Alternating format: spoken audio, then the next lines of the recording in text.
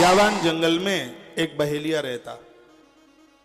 दुर्गुण इसके पास बहुत थे, लेकिन इसके पास गुण एक था कि माता पिता का परम भक्त था।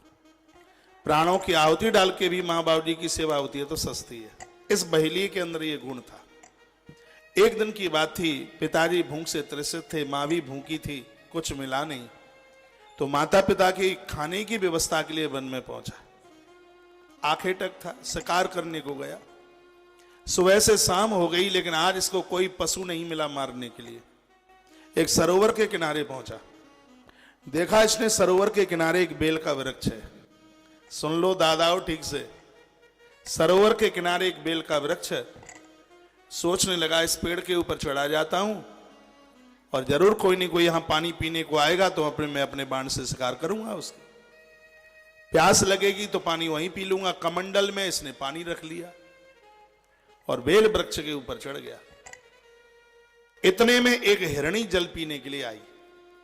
उसने डुडवाट की आवाज की, पानी पिया। इसने उसको मारने के लिए बाण यूं ऐसे सीधा किया तो उस बेल वृक्ष के नीचे महादेव की पिंडी थी। तो बाण की नोक से कुछ बेल के पत्ते और थोड़ा कमंडल का पानी लुढ़ककर शंकर की पिंडी के ऊपर गिर गया। ऐसा बताते हैं कि यदि किसी को मारना होता है तो ये धर्म अनुकूल बात कही गई है। पहले उसको ये कहा जाता है कि सावधान। आपने महाभारत के युद्ध सीरियल में भी देखा हो, जब ये जवान आपस में युद्ध करते हैं तो सबसे पहले कहते हैं सावधान। लेकिन आज का आदमी तो इतना खतरनाक है भैया, वो तो छिपके गोली मारता है और ये अधिकार नहीं है छिपके गोली मारना। उसमें कहा जाता है सावधान। तो बहेलिया ने कहा हिरणी को कि सावधान। उसने देखा, उसके मुंह से निकला, भैया तू मुझे क्यों मार रहा है? बात आ रही है समझ में? बहेलिये ने कहा कि मेरे माता पिता भूख से परेशान है, तुझे मारकर तेरा मांस उन्हें खिलाऊंगा। हिरणी कहने लगी भैया मेरे छोटे छोटे बच्चे हैं, अनाथ हो जाएंगे। मैं उन बच्चों को अपनी बहन को सौंपकर द्वारा तेरे पास आ जाऊंगी, मुझे मार डालना, अभी मुझे छोड़ दे। बहेलिये ने कहा मैं कैसे विश्वास करूं, मौत के मुंह से निकलकर कौन मरने को आएगा?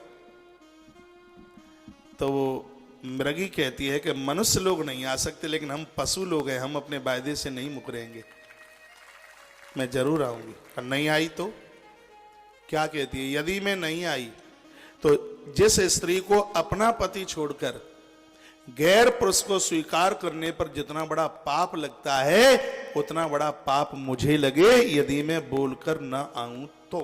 ये हिरणी ने बोल दिया। मृगी चली गई। आप ताली बजाने में इतने कंजूस हैं। मृगी चली गई। उस हिरणी को देखने के लिए, ढूंढने के लिए उसकी दूसरी बहन चलती चलती आई। वह भी वहीं उसी सरोवर पर पहुंची, पानी पीने की कोशिश की। तो वो बहेलिया तो तैयार ही था मारने को। उसने द्वारा से धनुष बाण उठा के कहा सावधान। तो पुनः कुछ पत्ते ऊपर के नीचे पिंडी पर और कुछ पानी लुढ़क के फिर गिरा महादेव की पिंडी के ऊपर। वो मृगी कहने लगी भैया मत मारिए। तो उसने वही बात कही कि अपने माता पिता की भूख मिटाऊंगा तो उससे। वो कहने लगी बच्चे बहुत नवजात हैं, छोटे हैं,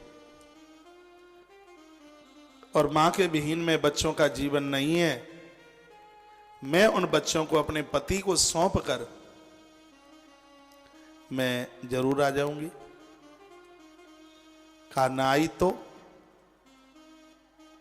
क्या कहा इसने, जो एकादशी का व्रत, किसी पर्व तिथि का व्रत लेकर के और फिर उस दिन वह लोग अन्न खाते हैं। व्रत करने के बाद जो लोग व्रत तोड़ते हैं और अन्न खाते हैं, और व्रत तोड़ने पर उस दिन अन्न खाने पर जो अपराध लगता है वो पाप हमें लगे यदि हम बोल करके ना आए तो। सावधान हो जाइए।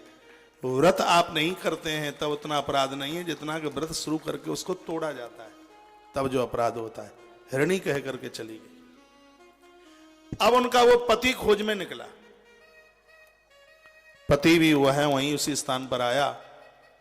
उसने फिर मारने की कोशिश की, सावधान कह के तीसरी बार कुछ बेल के पत्ते और कमंडल का पानी तीसरी बार उस पिंडी के ऊपर गिरा। मृग कहने लगा, भैया मत मारिए, मेरे छोटे छोटे बच्चे हैं, पत्नी को ढूंढने को आया, मैं अपने बच्चों को सौंप कर जरूर आऊंगा। का कैसे विश्वास करूं? तो इसने जवाब दिया, जो लोग झूठी गवाही देते हैं, सुन लीजिए क्या कहा है इसने, जो लोग झूठी गवाही देते हैं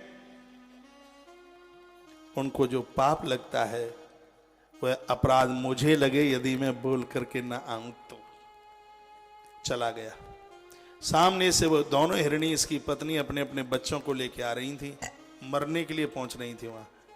इधर से वो मृग हिरण गया, पूछा कहां जा रही हो? दोनों ने अपनी अपनी बात बताई, हम ऐसे ऐसे वचन दे के आए हैं। हिरण ने कहा, मैं भी वचन दे के आया हूं। छोटे छोटे बच्चे कहने लगे अपने माता पिता को, तुम मरोगे तो हम भी जिंदे नहीं रहेंगे। एक बच्चा बोला, क्या तुम बोल के आए हो न जाएं तो क्या कोई अपराध हो जाएगा? तो हिरणी बोली, पहले अपराध किया है तो आज पशु बने हैं, गलती दोबारा नहीं करेंगे, मरना तो सबको है, लेकिन आज धर्म के पक्ष में हम मरेंगे तो हम मरेंगे नहीं, जरूर हम तरेंगे। ये पशु ऐसा सोच रहे थे। पूरे परिवार के सहित यह है उस सरोवर के किनारे पहुंचे। उनको देख करके प्रसन्न होकर के इसने धनुष बाण उठाया। अब के तो जैसे ही तान के तैयार हुआ मारने के लिए, पूरा कमंडल ही महादेव की पिंडी के ऊपर गिर गया। ऊपर से कुछ बेलपत्र भी गिरे, सो पिंडी फाड़ कर भगवान शंकर प्रकट हो गए, भोलेनाथ प्रकट हो गए। ये सत्य घटना है, चुटकुला नहीं है, कहानी किस्सा नहीं है। भोलेनाथ प्रकट हुए। भोलेनाथ ने कहा, बेटा नीचे उतर के आ जा। हाथ में त्रिशूल था।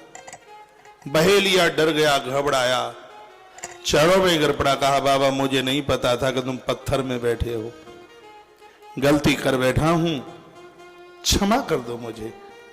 भगवान भोलेनाथ ने कहा, पुत्र मैं बहुत प्रसन्न हूं आज तुम्हारे ऊपर। बहेलिए ने कहा, प्रसन्नता का बाबा मैंने कोई काम तो किया नहीं।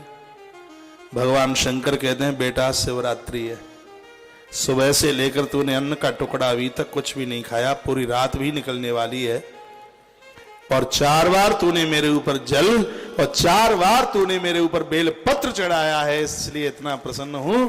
आज है शिवरात्रि, पुत्र मांग वरदान, क्या चाहिए तुम्हें?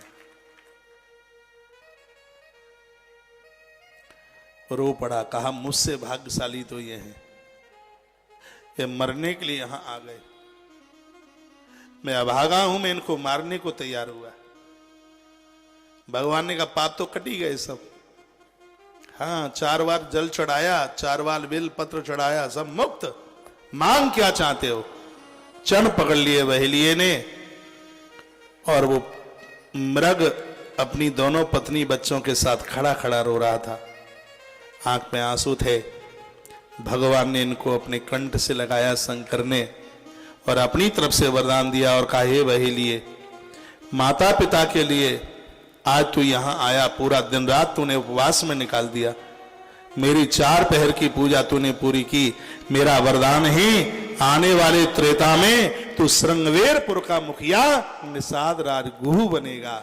मेरा वरदान है, तुझे राम से मिलने के लिए नहीं, राम स्वयं तुझसे मिलने के लिए आएंगे, मेरा वरदान है। मृग के ऊपर हाथ घुमा करके कहा, मृग के ऊपर हाथ घुमा करके कहा, सुनिए, मृग के ऊपर हाथ घुमा करके कहा भोलेनाथ ने, कहा तुम उस श्रृंगवेरपुर के भक्त बनोगे, तुम्हारा नाम केवट होगा, तुम्हारी नौका में स्वयं भगवान प्रभु आकर बैठे, ये तुम्हारी गृहणियां होंगी। ये कथा से महापुराण में है, अद्भुत कथा है। ये जो शिव महारात्रि का जो प्रभाव है अद्भुत है।